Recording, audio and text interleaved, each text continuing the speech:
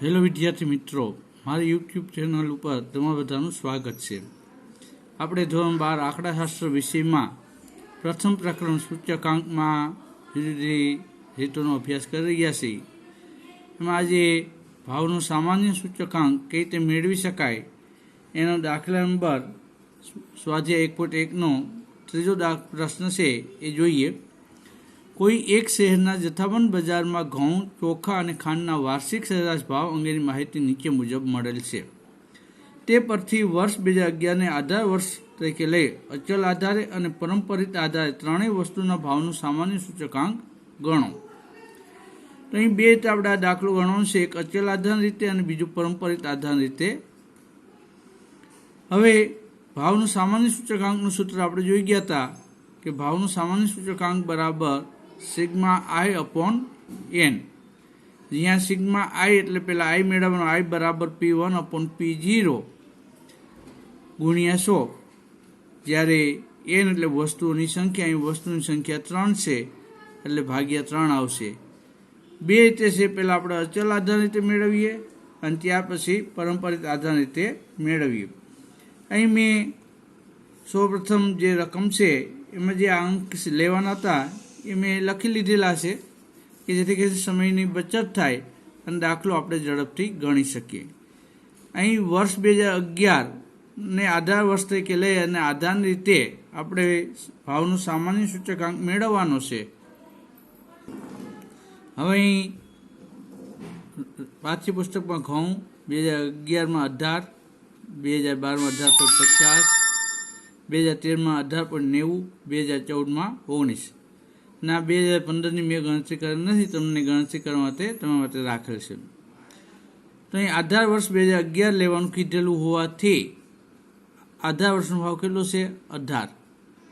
તો સૌપ્રથમ મેં અહીં જે રકમ હતી બધી લખીને તૈયાર રાખેલ છે, કારણ કે આપણે સૌપ્રથમ આઈ મેળવવાનું છે અને આઈ મેળવવાનું સૂત્ર છે કે આઈ is equal to P1 upon P0 ગુણ્યા 100.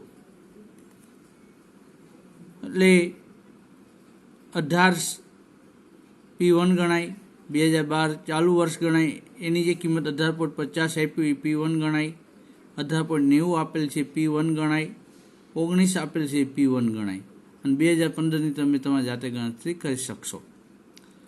હવે P0 તો કે 2018ના ભાવ ઘઉંના શું છે? તો કે 18. આ જે 18 આપેલા છે તે, તો બધાના છેદમાં P0 બરાબર 18 મૂકવાના. એટલે 18 મૂકી દઈએ અને પછી ગણતરી કરી લઈએ એટલે ટકાવારી મળી જશે. એ રીતે ચોખામાં 2011માં કેટલી કિંમત છે? 30. તો કે P0 બરાબર 30 લેવામાં આવશે. એટલે બધાના છેદમાં 30 મૂકી દેશું.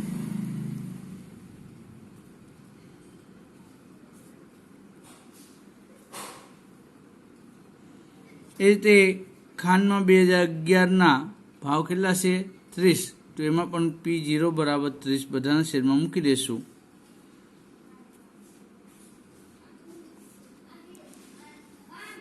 આમ કરવાથી આપણને આઈની કિંમત મળી જશે. કેલ્ક્યુલેટરમાં ગણતરી કરી લઈએ. પ્રથમ વર્ષે બધાનું સૂચકાંક અચલ આધાર રીતે 100 જ આવે, કારણ કે 18 એકુ 18, 1 ગુણ્યા 100 એટલે 100. એ જ રીતે 30 એકુ 30 ગુણ્યા 100 એટલે 100 અને 30 એકુ 30 ગુણ્યા 100 એટલે 100. પ્રથમ વર્ષનો સરવાળો કરીએ 100 વત્તા 100 વત્તા 100 એટલે સૂચકાંકનો સરવાળો થશે 300. હવે ભાવનું સામાન્ય સૂચકાંક બરાબર sigma I upon N. Sigma i આપણને મળેલ છે 300 અને એન વસ્તુઓની સંખ્યા કેટલી છે? તો કે 3. ઘઉં, ચોખા અને ખાંડ. તો 3. 300 ભાગ્યા 3 બરાબર 100. એ રીતે વર્ષ 2012 માટે ગણતરી કરી લઈએ એટલે આપણને અહીં કિંમત મળશે 102.78. 77 મળે છે. ત્રીજો આંકડો 7 છે જે 5 કરતાં મોટો છે, એટલે આગળના આંકડામાં એક ઉમેરી અને 8 કરી નાખીએ. અહીં 120 જ મળે છે અને અહીં 133 મળે છે. સરવાળો કરી લઈએ તો 326.11 એટલે સિગ્મા આઈ મળ્યા. હવે આપણે ભાવનું સામાન્ય સૂચકાંક બરાબર સિગ્મા આઈ અપોન એન, તો કિંમત લઈ લઈએ 326.11 ભાગ્યા 3 બરાબર 108.70. 108.70 વર્ષ 2013 માટે ગણતરી કરીએ તો આપણને સૂચકાંક મળે છે 105, 126.67, એટલે ત્રીજો આંકડો 6 છે, જેને એક અંશે આગળ ઉપર વધારી દઈએ એટલે 7 થઈ જાય. એ રીતે અહીં 106.6666 મળે છે, તો ત્રીજા અંક છે 5 કરતાં મોટો છે એટલે એક અંક અહીં વધારી અને 67 કરી નાખીએ. હવે આ બધાનો સરવાળો કરીએ તો આપણને કિંમત મળશે 338.33. 338.33.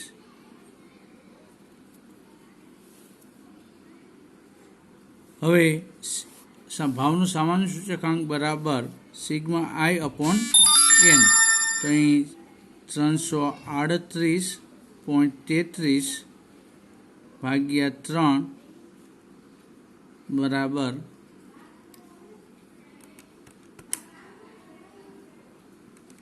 112.78.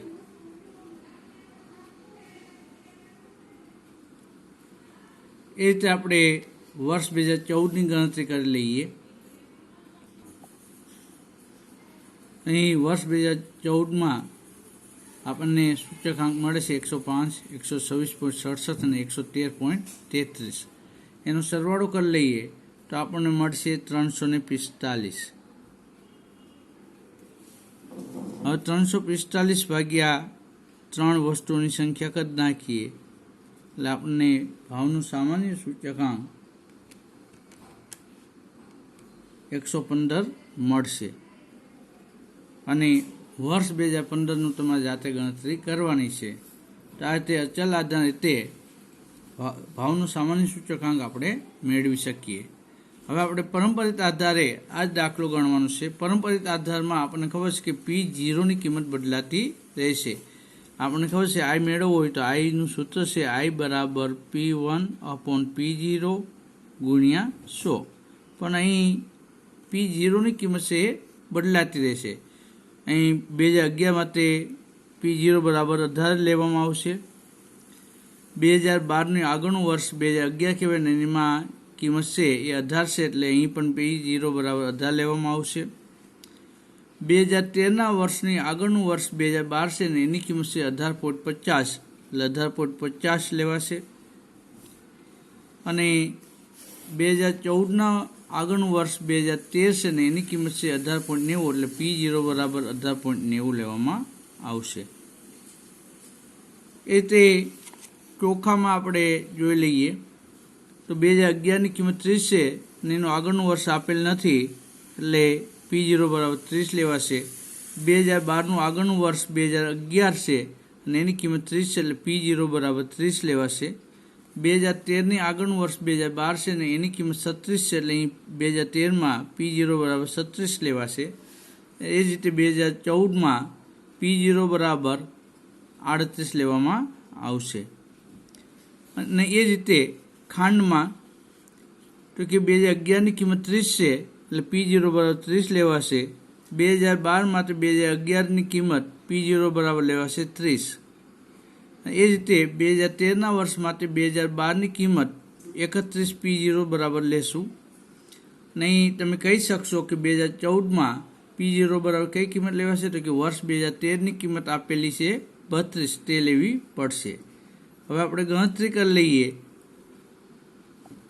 તો પ્રથમ વર્ષે આપણને ત્રણેય વસ્તુ માટેનું સૂચકાંક છે એ 100 મળશે. અહીં આપણે સિગ્મા આઈ ભાવનું સામાન્ય સૂચકાંક તો પ્રથમ વર્ષે 100 + 100 + 100 એટલે 300 મળ્યા. અહીં ભાવનું સામાન્ય સૂચકાંક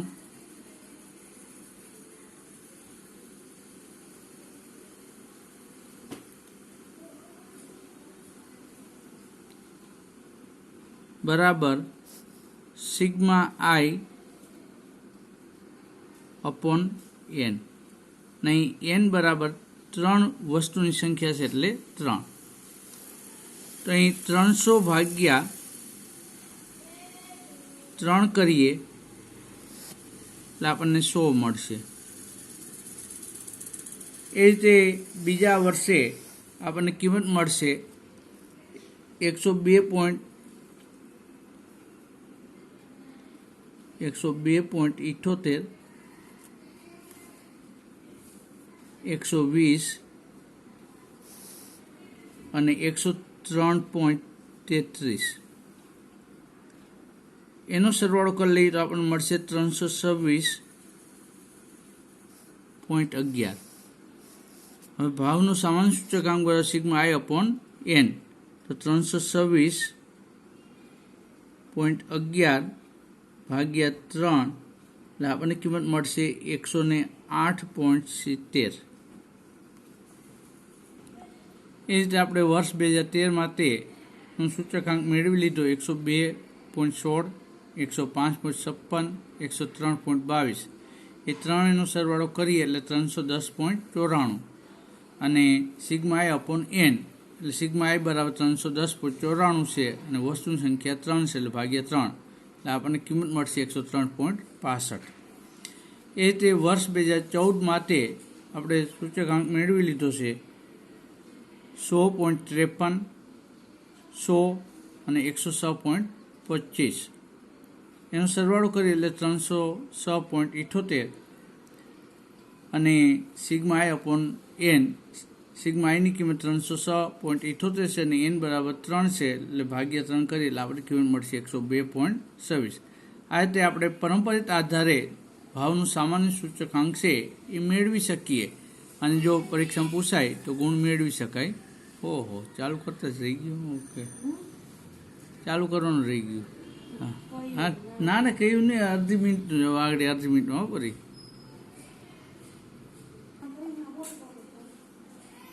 અહીં વર્ષ 2013 માટે સૂચકાંક આપણને મેળવ્યો છે 102.16, 105.56, 103.22. એનો સરવાળો કરીએ એટલે 310.94.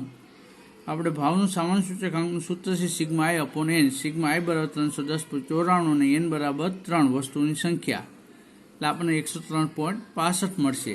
એ રીતે વર્ષ 2014 માટે અહીં 100.53, 100 અને 106.25. એનો સરવાળો કરી એટલે 306.78 અને સિગ્મા આઈ અપોન એન સિગ્મા આઈની કિંમત 306.78 છે અને ભાગ્યા 3 કરીએ એટલે આપણને કિંમત મળશે 102.26.